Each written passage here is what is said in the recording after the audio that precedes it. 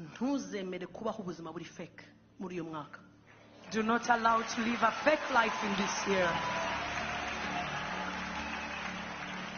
Ikintu cyose ufekinze kigusaba extra effort kugira ngo ukirindire muri fake. Bivuze ngo iyo utangiye ikintu kiri fake kukirinda biragoye.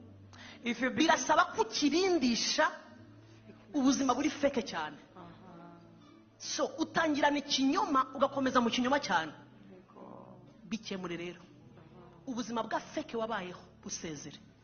Start again. Leave alone being fake in 2025, because if you begin fake, you will take more effort to keep yourself and sustain yourself in fakeness. For example, if you begin by lying, you will continue to lie in order to sustain the lie. Make up your mind, live a fake life, leave it alone, chase it out of your life.